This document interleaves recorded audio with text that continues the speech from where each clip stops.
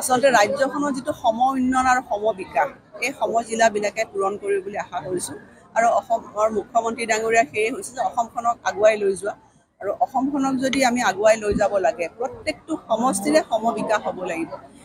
আগতে কি হয় জিলাবিলাকত যেতিয়া মানে এজন আয়ুক্ত অফিচ থাকে তাৰ সামগ্ৰিকভাৱে যিবিলাক সমষ্টি থাকে তাত সকলো আঁচনিয়ে সুন্দৰ মানে ৰূপায়ণ কৰিবৰ কাৰণে কিছু হয়তো অসুবিধা হৈ যায়, দূৰত্ব থাকে, যাতায়াতৰ অসুবিধা থাকে, কেতিয়াবা বিভিন্ন ধৰণৰ সমস্যাৰ উদ্ভৱ হয়।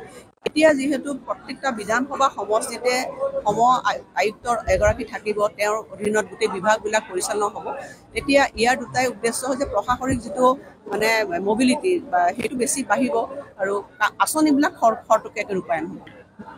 মই এইটো কথা নকওঁ, মই নিজে এগৰাকী অসমীয়া, আজি অসমীয়া ভাষাক ধ্ৰুপদী ভাষা স্বীকৃতি দিছে, তাৰ কাৰণে মই নিজে আনন্দিত হৈছোঁ। আৰু এটা কথা, বিত্তবিভাগৰ মন্ত্ৰী 2018 চনত কোষাগাৰ স্থাপন হৈছিল কিন্তু আজিলৈকে কাৰ্যক্ষম নহ'ল। মই নিশ্চিতভাৱে আপুনি মোক নটিচত আনিছে, মই ভাল পাইছোঁ। মই ইয়াৰ পৰা গৈ পেলাই সেইটো কাৰ্যক্ষম হ'বৰ কাৰণে দিম।